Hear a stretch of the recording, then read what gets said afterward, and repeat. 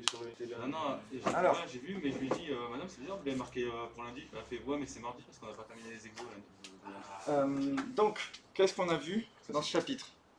Qu'est-ce qu'on a commencé à voir? Sans la théorie, hein. Ce qui m'intéresse, c'est juste qu'est-ce qu'on est en train de faire. MAP et MAPC. Alors, non, ça c'était le chapitre d'avant. On avait vu les il modulations voulait d'amplitude, Modulation angulaire. MAPS, MAPC. Ok. Moi, ce que je veux, c'est le nouveau chapitre qu'on a commencé. Modulation angulaire. Voilà. Donc, modulation angulaire. Alors ça, on ne va pas l'écrire avec un A. Hein, c'est il y a- pour les angulaires, on en a deux. On va voir la MF et la MFI. Nous, on est en train de faire la MF. D'accord? La MF, je résume un petit peu. Hein, on avait dit que la fréquence du signal modulé va varier en fonction de la porteuse plus K fois mon signal modulant. Alors, en fait, c'était pas directement si c'était ça. On était revenu ensuite en faisant une intégration à la phase à chaque instant. On l'avait écrit, je crois, θ de t. Et on avait dit que la phase, c'était devenu oméga pt plus, là j'avais le K, sauf que dedans, ça là, c'est AM, sin, cos, de pi fmt. Est-ce que vous êtes d'accord avec ça? Là, on se souvient que pour aller de là à là, on avait fait une intégrale. Et comme j'avais fait l'intégrale de ça, j'avais AM divisé par 2pi fm. Donc ça me donnait KAM sur 2pi fm. Sauf qu'il y avait un 2pi qui traînait aussi parce qu'on était, on était passé en pulsation avant. On était passé à oméga. Hop, et ensuite à l'intégrale. Voilà. Hop. Donc là, on avait fait fois 2pi. Fois cosinus 2pi fmt. Et les 2pi voulaient bien s'en aller. Et donc en fait, il nous restait un truc de ce genre-là, que notre signal modulé en fréquence, il s'écrit d'une forme un peu particulière, AP cos, ou AP sin, je ne sais plus, oméga pt, plus KAM sur FM, sin ou cos, peu importe, ça n'a pas d'importance, 2pi fmt. Donc ce qu'il faut retenir, c'est cette forme-là, c'est-à-dire que quand j'ai un cos ou un sin à l'intérieur d'un cos, le truc qui est devant, c'est l'amplitude de la porteuse, et ça, ce sera une constante. D'ailleurs, quand on avait fait en TP, on avait bien vu, l'amplitude de la porteuse ne variait pas. Et à l'intérieur de ce cos, on a un sinus avec notre modulant. Et ça, c'est ce qu'on avait appelé l'indice de modulation, bêta. Ok? Ça va à peu près? Ça vous rappelle des choses? Ok. On avait dit aussi que ma fréquence, du coup, là, elle varie autour de la fréquence de la porteuse, avec un certain écart qu'on appellerait delta F, de chaque côté. D'accord? C'est l'excursion en fréquence. Et cette excursion en fréquence, elle vaut K fois AM. Vu que je vais être à plus, ça va valoir plus 1 ou moins 1. Donc je vais être à FP plus KAM et FP moins KAM. Donc là, c'est FP moins KAM, FP plus KM. Est-ce que ça va l'idée à peu près? Vous voyez que ce qu'on a fait hier, on s'est fait chier à faire les calculs, mais en fait, si on résume, si je mets ça entre parenthèses, il faut savoir reconnaître ça et comprendre d'où ça vient et comprendre que je vais me décaler ma fréquence autour de la fréquence de la porteuse. Est-ce que c'est un petit peu plus clair par rapport à ce qu'on avait vu hier qui était un peu lourd? Ouais? Ça fait sens par rapport à ce que vous avez vu en TP, ça va? Ouais? Ok, donc, on vient sur quelle gueule ça a, ce signal. Et ça fait partie des trucs à faire, à savoir faire, ok? Donc la représentation temporelle, vous n'aurez globalement que des sinus en modulant. Mais si on avait eu le temps et le matériel nécessaire, on aurait pu mettre une musique ici. D'ailleurs, quand on écoute la radio FM, heureusement, c'est pas juste un sinus, c'est de la radio, quoi. Ok? Dans l'idée, on a notre modulant qui a une certaine fréquence FM. Donc FM, elle est petite, entre guillemets. Alors, entre guillemets, ça peut aller jusqu'à presque 20 kg si on veut faire de la radio, mais petite par rapport à la porteuse. FP, qui est grande. Est-ce que vous savez l'ordre de grandeur pour la radio FM? En radio FM, c'est quoi à peu près l'ordre de grandeur des porteuses? Si je vous dis énergie. Ah, c'est mégahertz. Alors, c'est pas que mégahertz, c'est combien? C'est de la centaine de mégahertz. Ah, aux centaines de mégahertz. Ok. Enfin, la plupart. Parce que... On est entre 80 et 106, je crois. Un truc comme ça. Oui. Un truc comme ça. Bon, l'ordre d'idée, c'est environ 100 MHz. Quand on était en AM, c'était quoi les fréquences porteuses? En AM, Ça aurait été à... non. ici, on était environ à 100 kHz. La porteuse, FP, elle est environ à 100 kg, alors qu'ici, la porteuse, elle est environ à 100 mégas. Ok. En fait, on utilise... En fait, la modulation, normalement, on pourrait très bien faire une modulation AM avec du 100 mégas. D'accord. Mais c'est pas pratique, et surtout, c'est pas les mêmes cas d'utilisation. Et du coup, les perturbations qui vont intervenir seront pas les mêmes, suivant si je suis à très longue distance ou à très courte distance. Ok. Est-ce que ça va? Donc, la porteuse a une plus grande fréquence que mon modulant. Et là, ce qui est compliqué dans ce type de graphe-là, c'est ce qu'on a vu en pratique. Alors déjà, en pratique, on peut voir que l'amplitude est constante. Donc ça, c'est le premier truc qui permet de dire que ce n'est pas une modulation d'amplitude, vu que l'amplitude, elle ne varie pas. Je vois qu'en plus, mon signal, sa période change, enfin sa fréquence change. Et là, ce qui est dur, c'est d'arriver à voir qu'est-ce qui se passe. Alors, ce qu'il faut, c'est un peu plisser les yeux. Je le fais bien. Dans ces cas-là, je regarde l'endroit où c'est le plus écarté. Ici, c'est le plus écarté. On est d'accord? Donc, c'est l'endroit où mon modulant il va être le plus faible. Là, c'est l'endroit où c'est le plus serré. Là et là. D'accord? Donc, c'est l'endroit, quand c'est le plus serré, plus haute fréquence, ça veut dire que mon modulant il était plus important. Donc, je vais faire mon point en haut. Et je regarde à peu près le milieu, ça doit être à peu près là. Peu de choses près. J'ai à peu près autant de serré à droite qu'à gauche. Ici, le plus écarté, ouais, ça doit être par là. À peu près, ou là, voilà. Si je regarde, ces deux espaces, ils ont le même. Donc là, ça me donne un ordre d'idée sur le fait que mon modulant, alors il n'a pas forcément la même amplitude, je ne suis pas obligé de le faire de la même amplitude, je vais le faire qu'à moitié si vous voulez, juste pour l'exemple. Mais ce qu'il faut voir, c'est que mon modulant, si je dois le représenter, il est à peu près cette gueule-là. Wow, je suis pas très bon. Hop là.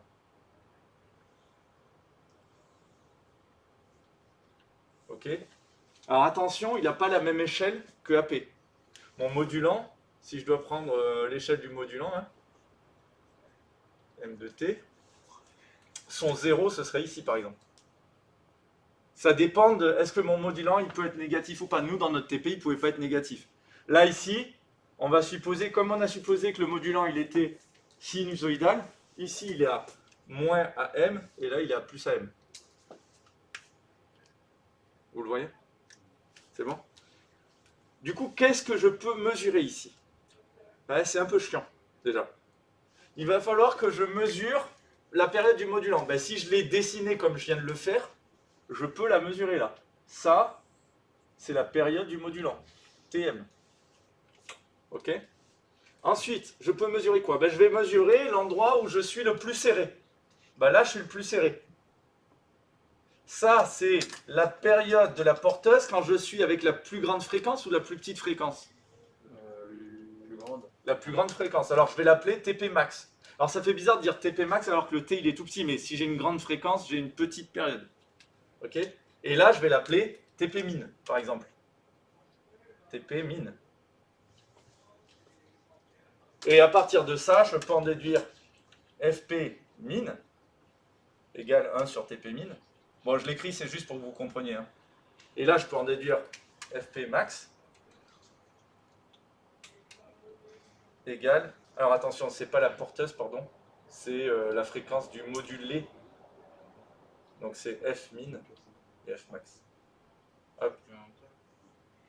Et F max égale 1 sur TP max. Et F max, c'est FP plus delta F. Et F min, c'est FP moins delta F. Ça va, ça? Mais je te laisse l'écrire. Attendez, je vais mettre en pause. Hop là.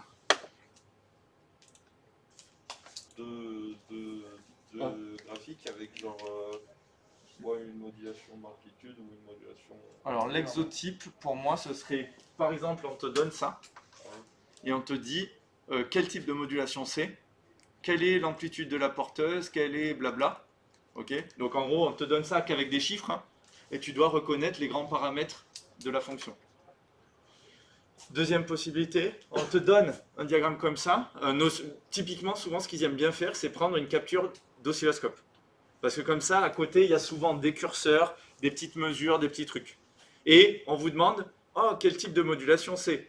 Et ensuite, on vous dit, bah, qu'est-ce que c'est l'amplitude apporte? Qu'est-ce que c'est la période du modulant? Et peut-être à la fin d'écrire ça, mais peu probable. Ils sont de moins en moins sur le par cœur et de plus en plus sur la compréhension. Voilà. Hier, on avait fini un sujet de 2018. Ouais.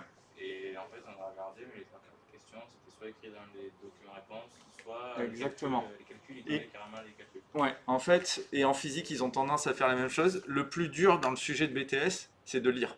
Et quand je dis ça, c'est pas une blague et c'est pas pour me moquer. Hein. C'est de lire et d'arriver à comprendre que souvent, tu as 12 documents réponses, 12 documents de datasheet. Et juste avant la question, on va dire, à partir de maintenant, on n'ira que dans le document numéro 13. Et il ne faut surtout pas aller chercher dans les autres documents parce qu'en fait, ça va vous perdre pour rien. Voilà. Et la réponse, elle peut être ailleurs. Mais il faut suivre le sujet. Et moi, ce que je vous conseille, quand vous lisez et qu'il y a marqué document 13, mettez un coup de surligneur. Et à côté de ces questions-là, vous savez que document 13. Donc prenez une couleur de surligneur juste pour ça. Vous surlignez document 13, vous entourez les questions jusqu'au prochain document réponse. Comme ça, vous savez qu'à ce moment-là, vous avez ça. Si vous préparez bien la lecture du sujet, les questions ne sont pas dures. Alors, il y en a quelques-unes, mais en vrai, tant pis, vous les sautez. Mais globalement, le sujet, c'est devenu de plus en plus de la lecture. Parce que le boulot de technicien, c'est pas de savoir par cœur les formules, quoi. Le boulot de technicien, c'est t'es à ton boulot, on t'a donné un truc, et t'as 12 000 datasheets, et voilà quoi. Oui, donc les sujets, il y aura une petite partie. Moi, je sais que dans les sujets de physique, sur les 4 sous-parties, il y en a toujours une qui est un peu pourrie parce que c'est un peu des maths, un peu bizarre. Voilà. Les 3 autres, c'est vraiment assez typique. Et vous verrez que ce que je veux, c'est qu'on avance assez pour qu'à la fin de l'année, là, on ait 3 semaines pour faire que ça. Pour que vous ayez fait les 6 derniers sujets, quoi, en physique.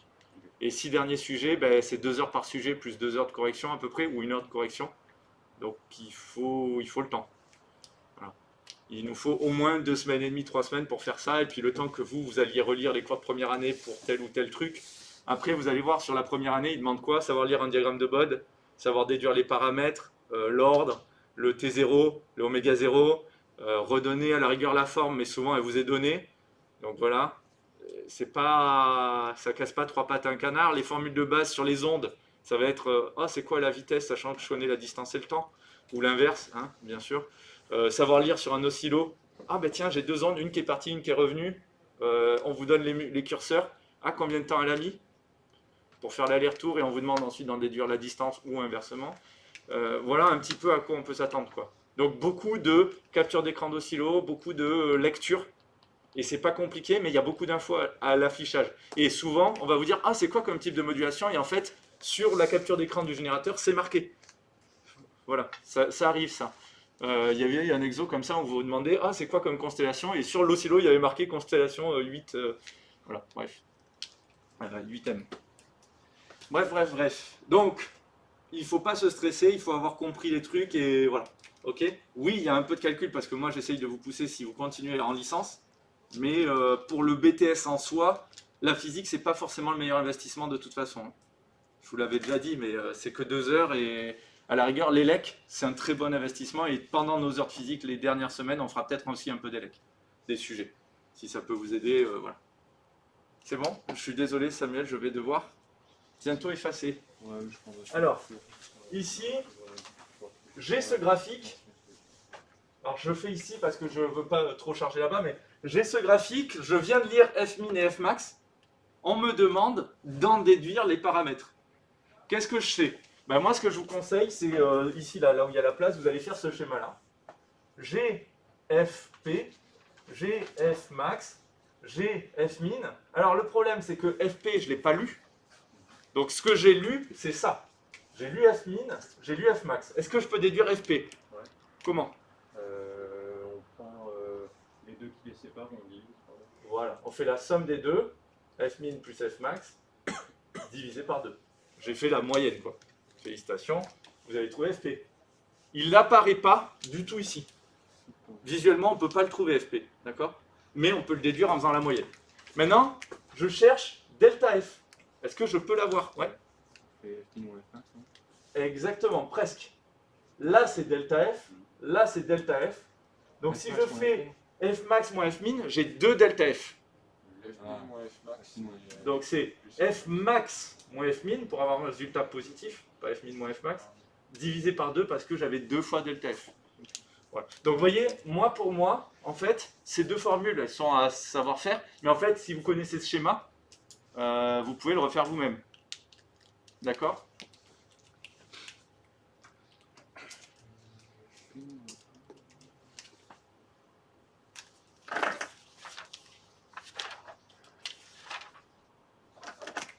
Et ensuite, on peut en déduire un dernier truc.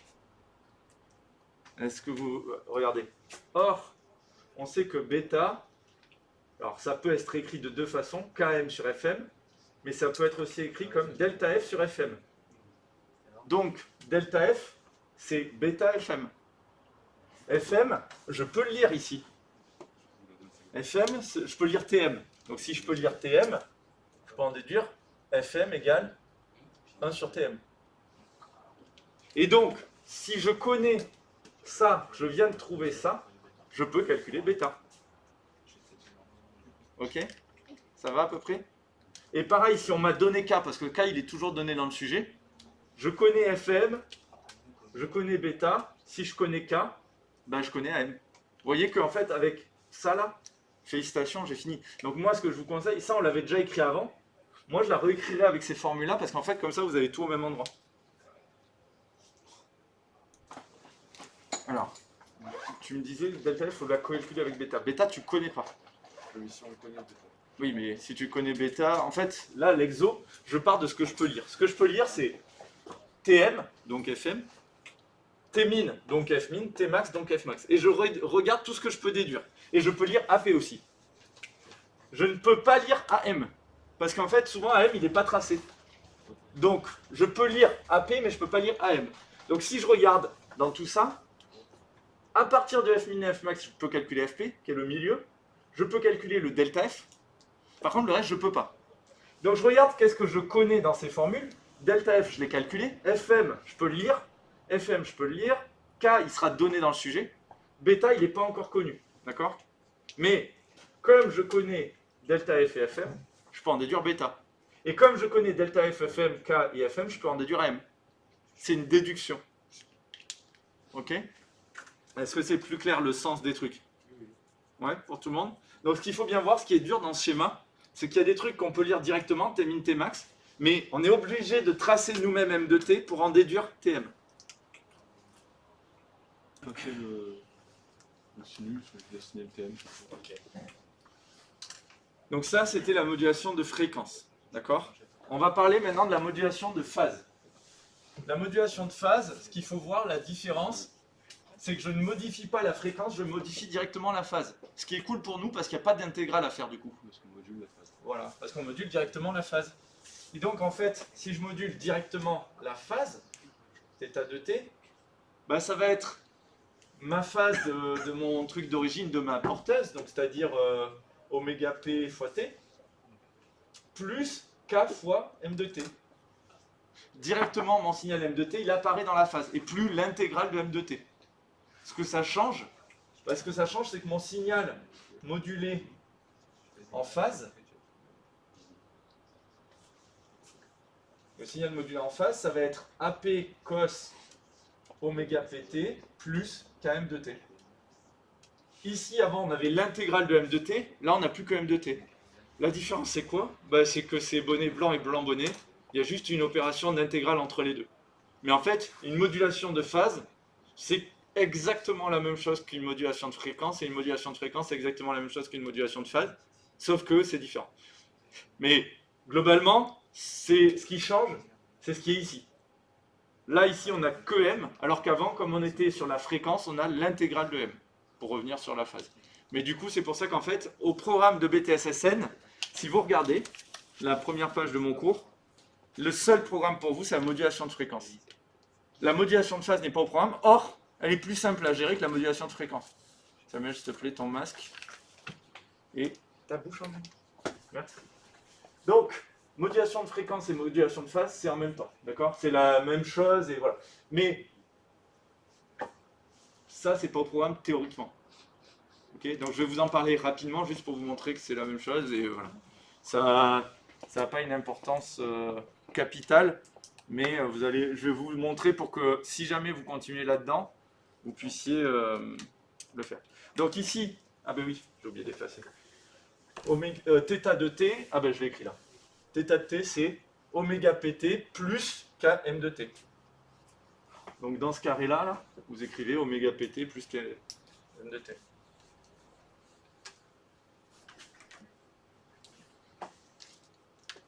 Ok.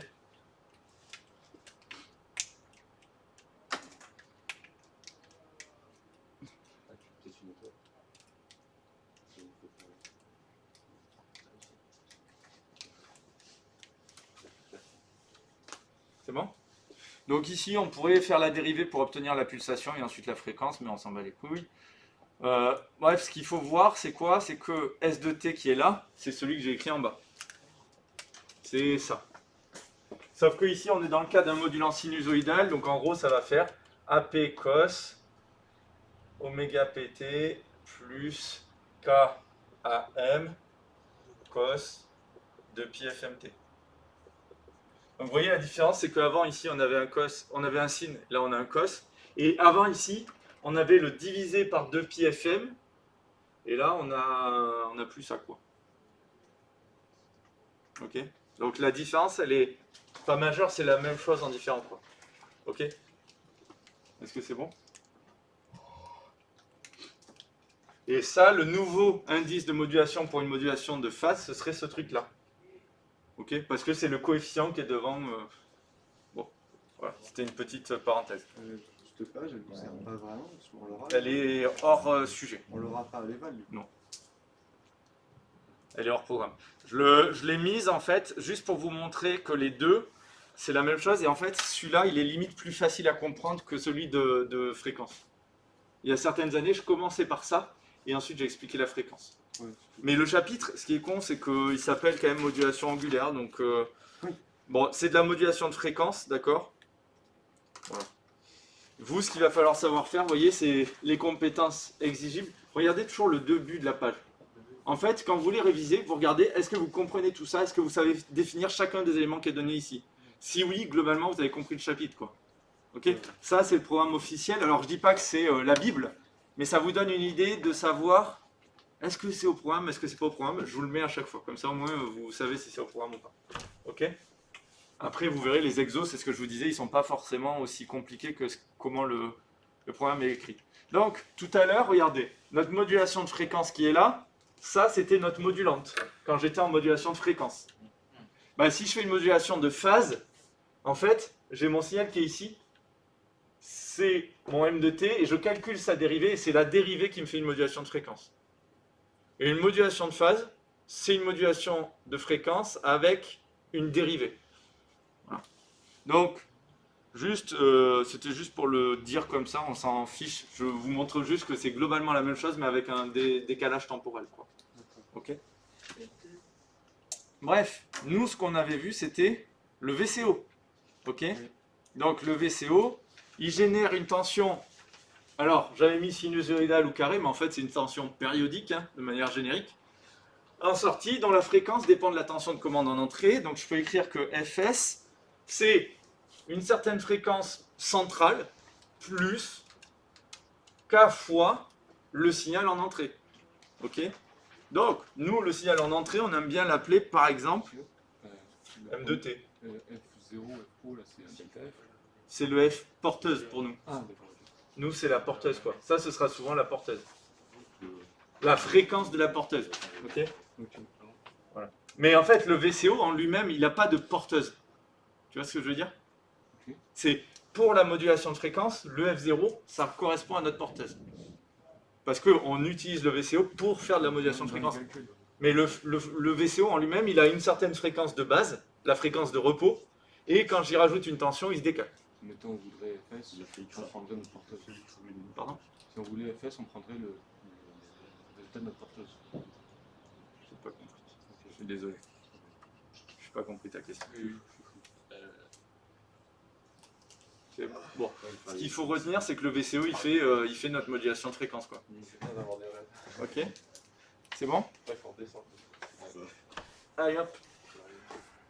Du coup, c'est ce qu'on avait tracé ici, c'est que quand je fais une certaine tension d'entrée, ma fréquence de sortie va être proportionnelle à ma tension d'entrée. Donc si je fais un bouygues-bouygues comme ça, la fréquence de sortie fera le même bouygues-bouygues. C'est-à-dire, attention, c'est une variation de la fréquence. C'est pas la variation du signal, hein, c'est la fréquence qui varie. D'accord? Si je veux faire une modulation de phase, le problème c'est que c'est pas directement la tension d'entrée, il faut que je dérive mon truc. Et donc en fait, une modulation de phase, c'est une modulation de fréquence avec une dérivée juste avant. Et la démodulation de phase, merde, c'est la démodulation de fréquence plus une intégrale. Voilà. En fait, une modulation de phase, c'est qu'une modulation de fréquence un tout petit peu plus compliquée. Voilà. Donc en fait, sur les calculs, c'est plus simple la modulation de phase, mais sur la réalisation ici, vous voyez que c'est un tout petit peu plus compliqué. Ok? Voilà pourquoi je vous en parle, mais sans vous en parler plus. Au moins, vous savez de quoi on parle. Maintenant, la deuxième partie de ce que vous devez savoir faire. Et là, c'est en général là où les élèves ils commencent à me dire « Ah, je suis une chochotte, il y a trop de chiffres, je comprends rien. » Voilà. Allez, on regarde ensemble, vous laissez les stylos, vous êtes concentrés. Mon signal modulé en fréquence, ok, il a cette tête-là. AP, cosinus, j'ouvre les parenthèses, mon truc de ma porteuse, plus bêta fois le sinus de mon modulant. Ça va? Le problème, c'est que si vous regardez ici, j'ai un cosinus de, ça je pourrais l'appeler A plus, alors je vais l'appeler B, mais attention, c'est pas bêta, hein, c'est deux éléments. J'ai une somme à l'intérieur de mon cosinus. Et quand j'ai cosinus A plus B, c'est cos A, cos B, moins sin A, sin B. D'accord? Je vous le dis, c'est une propriété mathématique qu'on connaît quand on fait des maths. Donc, je fais cosinus de ce truc, fois cosinus de ce truc, moins sinus de ce truc, fois sinus de ce truc. Donc ça me fait bien cosinus oméga pt, ça c'est mon cos A, cos B, cosinus bêta sin, ok, moins AP sinus fois sinus. Ok, ça va jusque là? Je sais que c'est pas beau, mais le problème, notre gros problème ici, c'est ça. Et ça. J'ai un sin avec un sin dedans, j'ai un cos avec un sin dedans. C'est pas beau ça. Et là, on n'a pas de relation mathématique qui nous dirait ah, mais cos de sin de A, c'est quelque chose. Ça, il n'y a pas de relation qui me permet de décomposer ça plus simplement. Donc, ça pue la merde. Heureusement, il y a des gens qui se sont fait chier et qui ont inventé des théories qui s'appellent la décomposition en série de Fourier. Cette décomposition permet de nous donner le contenu spectral d'un truc aussi moche que ça. Quoi cette formule? En gros, ça nous donne la décomposition, mais c'est une décomposition, c'est une approximation, quoi. Ok? Ça nous dit que ça, c'est égal à une somme de plein de raies, et ça va nous donner les amplitudes et les fréquences de ces raies. Sauf que le problème, c'est que c'est pas une fonction mathématique simple, et donc ce qu'ils ont fait, ils ont fait un tableau avec tous les coefficients possibles. Voilà. Donc en fait, mon cosinus de sinus, là, il se décompose comme une constante, plus 2 fois un coefficient fois une cosinus à 2 fois la fréquence du modulant, plus 2 fois un coefficient fois 4 fois la fréquence du modulant, etc. etc. Ok? Pareil pour l'autre, avec certains autres coefficients. D'accord? Et si on remplace tout, ça nous fait un cosinus fois d'autres cosinus. Voilà. Et chaque produit de cos par ce cos par ce cos, c'est un cos A fois cos B que je peux décomposer en cos A plus B et cos A moins B. Est-ce que c'est sexy? Oui. Est-ce que c'est lourd comme calcul? Oui, oui. Ok? C'est une très longue. C'est pas compliqué, mais c'est très lourd parce qu'on est obligé de faire une première décomposition de cos de sin et ensuite une deuxième décomposition de cos fois cos. Voilà. Bref, On le style, ça. si vous regardez, la logique elle est cool parce qu'après elle n'est pas compliquée. La logique, j'ai le cosinus de ma porteuse. Yes, ça va me faire une raie à quelle fréquence ça? Cosinus de la porteuse. Ré à FP. Ah, ok. Ça va me faire une raie à quoi? Il manque une parenthèse ici.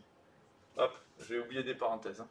Ah, Ouais, il manque des parenthèses là. FP moins FP plus Fmax, c'est FP moins Fmin. Exact. Alors, non, Enfin non, du coup, non, pas ça ce sera FP plus FM. plus FM et FP moins Là, j'aurai FP moins FM. Hop. Ensuite, j'aurai une raie à FP plus 2 FM, FP moins 2 FM, FP plus 3 FM, FP moins 3. Et je vais en avoir une infinité. Là, c'est infini. Monsieur, à quoi ça nous sert de savoir faire ça? À comprendre que une modulation FM, son spectre, même quand en entrée, j'ai un modulant qui est sinusoïdal, ça c'est mon modulant, j'ai un sinus. Le spectre de sortie, c'est pas juste de ré comme en modulation d'amplitude, c'était cool les de ré en modulation d'amplitude, c'est de pépère. Ouais. Là, qu'est-ce qu'on voit? Ça va vers l'infini et au-delà. Hein. Et c'est chiant parce que ça veut dire que quand je fais une radio FM, théoriquement, mon spectre il s'étend à l'infini des deux côtés. Et vous allez me dire, pourtant, on met des radios régulièrement, quoi. Enfin, je veux dire, elles sont assez serrées, les radios. Oui. On va voir qu'en fait, il y a une théorie qui nous dit que là, les 99% de la puissance sont dans un certain truc. Les 1%, les restants, on s'en bat les couilles. Ok? Et donc, ça va nous permettre de dire, ben, je peux mettre des radios FM tous les temps de fréquence. Est-ce que l'idée, ça va? Vite fait. Donc, ce qu'il faut voir, ce qu'il faut retenir, c'est que l'arrêt KFP, elle a une amplitude de AP fois J0. L'arrêt qui a FP plus FM, elle a une amplitude de AP fois J1, et celle qui a FP moins FM aussi. Et c'est en symétrique comme ça. Et J0, J1, J2, J3, c'est donné par une table qui s'appelle les coefficients de Bessel. Ok? Le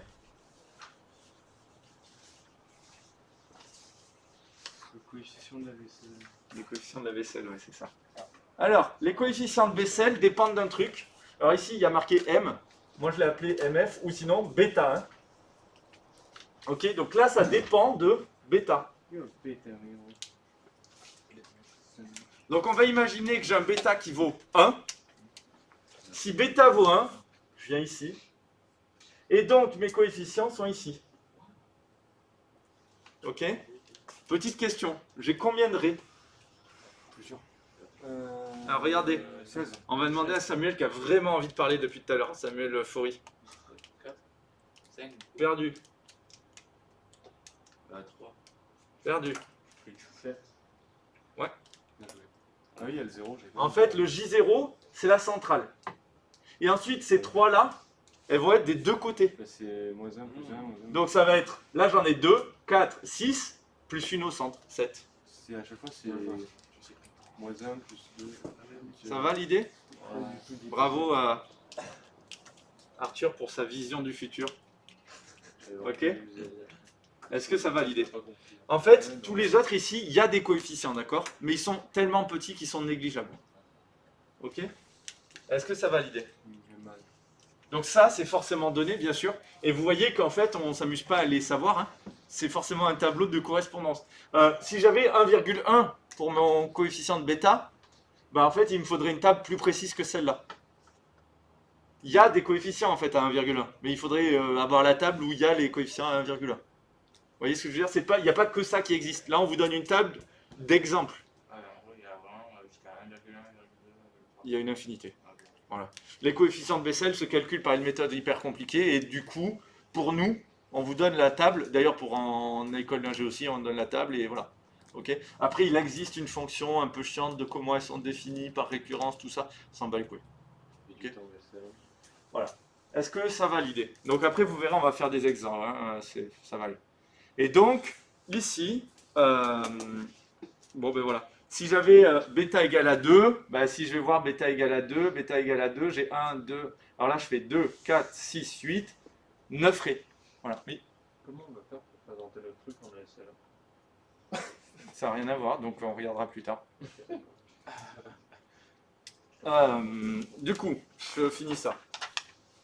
L'encombrement spectral. Ce qu'il faut comprendre, c'est que on avait dit la largeur du spectre, elle est infinie.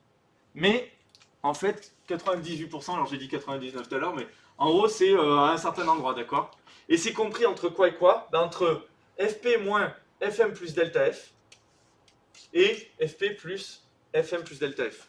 Alors, ce qu'il faut faire attention, c'est que jusqu'à maintenant, nous, quand on était en modulation d'amplitude, si j'avais Fp là j'avais Fp plus Fm, et vous voyez que c'était Fp moins Fm et Fp plus Fm. Sauf que quand on est en modulation de fréquence, C'est pas aussi simple que ça.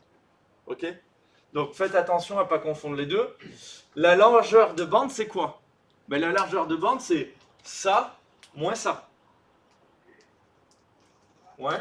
Ok. Donc je suis à ça moins ça me donne quoi? Ça me donne 2fm plus delta f.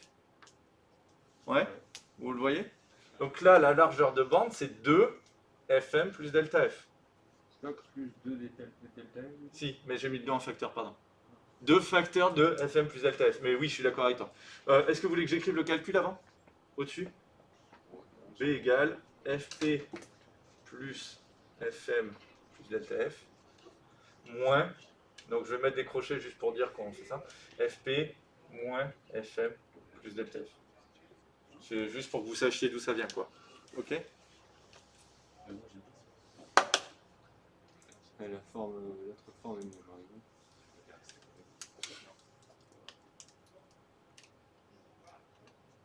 Ça va? Or, on avait dit que bêta, c'est delta f sur fm.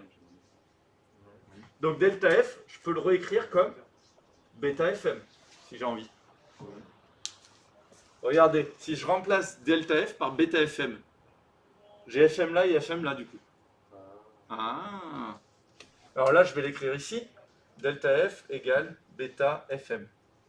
Ok? Et donc, ça va me faire 2fm facteur de 1 plus bêta. Oh, comme c'est beau.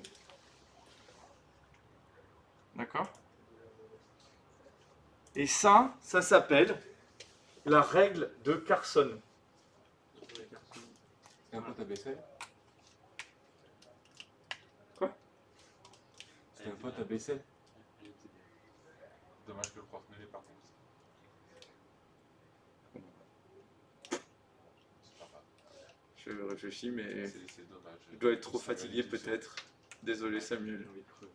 Je sens ta déception et je suis très déçu envers moi-même aussi. Je me fouetterai 10 fois ce soir avec des petits cailloux piquants. Arrêtez, ça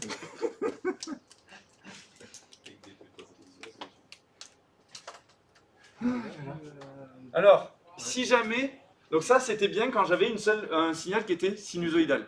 D'accord? Si jamais c'est pas sinus, ce que je fais, c'est que dans mon signal...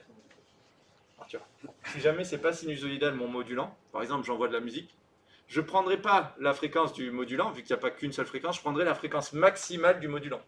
Ce sera la pire des fréquences qui me permet de savoir l'étalement, quoi. La plus grosse, c'est toujours celle qui... la pire, ça va. Bref, je ne dirai rien. On pourrait faire une petite application là, avec la radio FM. Donc je vous laisse essayer de faire le petit calcul qui est en dessous. Donc la radio FM, j'ai F max égale 15 kg, delta F égale 75 kg.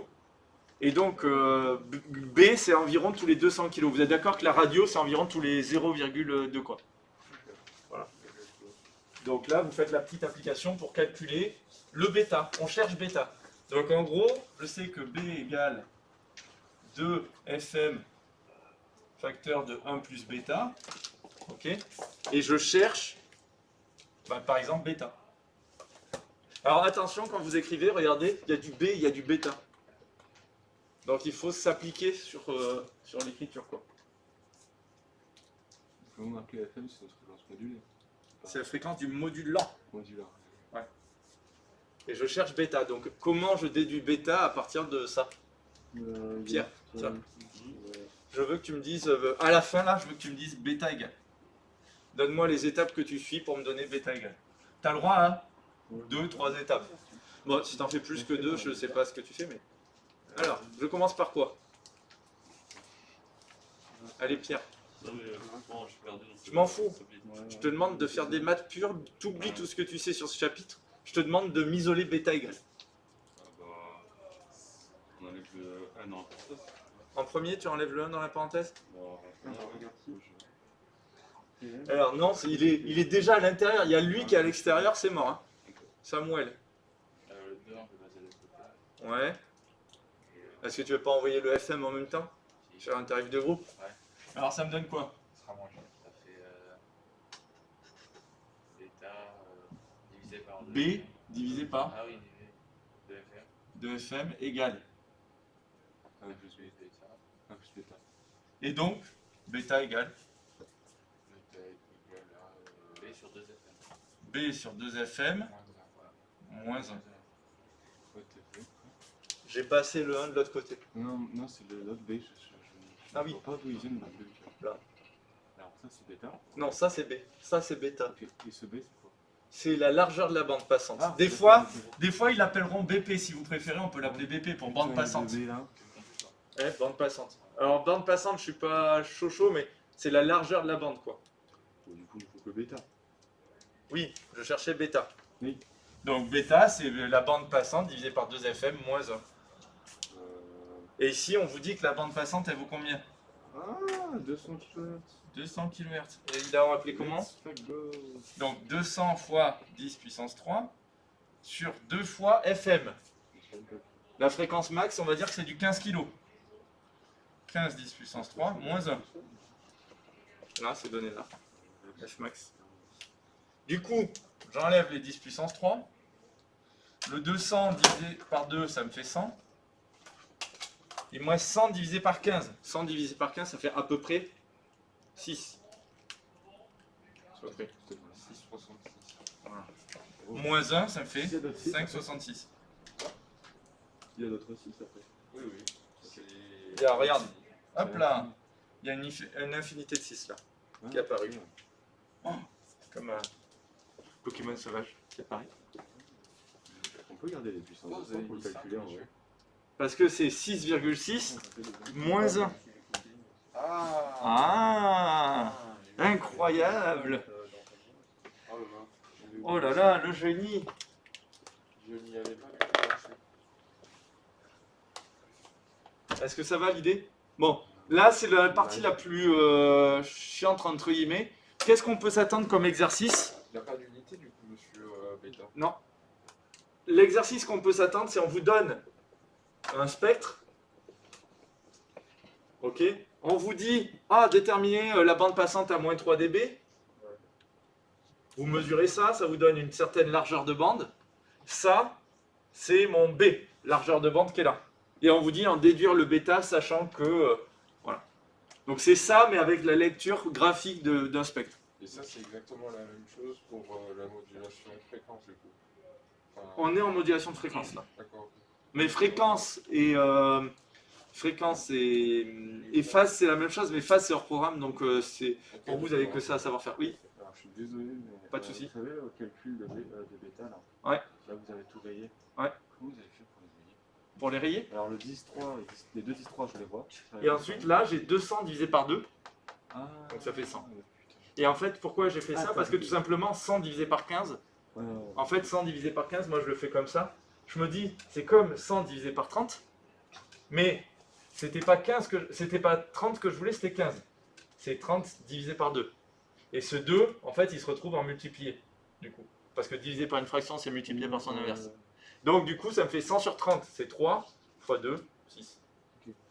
En grosso merdo, c'est comme ça que je fais le calcul mental rapide, Je voyais, les ordres de grandeur, quoi. je voyais juste pas comment vous aviez fait. C'est bon? Très fort en calcul mental. J'essaye d'en faire pour éviter de cerveau va finir plus vite. avec un chamallow à la place du cerveau, quoi. Ah, vous pouvez dire Bah, Bosquet, vous ça. regardez pas toute la pareil. story encore. Vous pouvez le dire, c'est Je n'ai rien entendu. Ah, ça, j'aime Alors, bien ça. voilà, un exemple de la radio FM. Alors là, j'en parle en concret parce que c'est important que le jour de l'examen, ce sera souvent un sujet concret. D'accord? Donc c'est important que vous ayez de la culture électronique. Qu'est-ce qu'il y a dans un signal radio?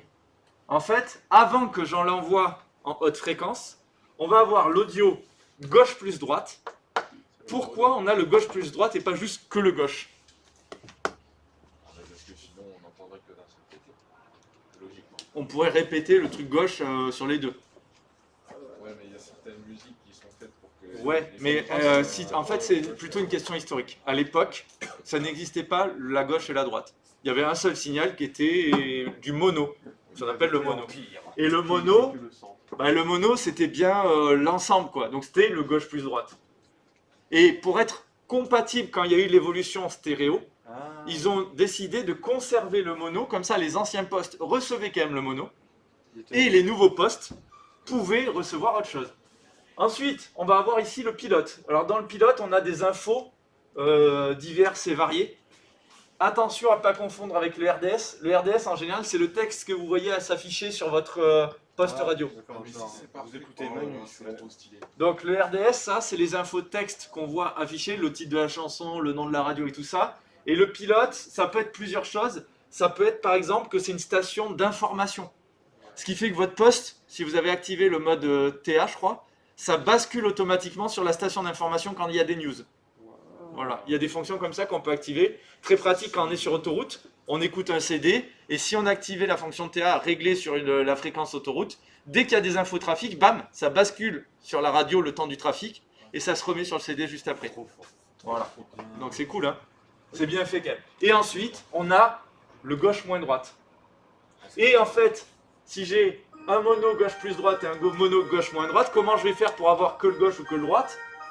Bah si je fais l'addition des deux, gauche plus droite plus gauche moins droite, j'ai deux gauches. Donc j'ai bien récupéré la gauche. Et si je fais la soustraction des deux, gauche plus droite moins gauche moins droite, je vais avoir deux droites. Donc en faisant ça plus ça, j'obtiens la gauche. En faisant ça moins ça, j'obtiens la droite. C'est pas bête hein, ce qu'ils ont fait. C'est pas con du tout. Voilà. Et du coup, les anciens postes, ils récupéraient que ça, que la partie gauche plus droite, les postes mono. Vous savez, les carrés que vous avez, qui étaient posés par vos grands-parents sur le buffet, quoi. Monsieur, Hein comment il sait le poste tu peux pas envoyer justement ça?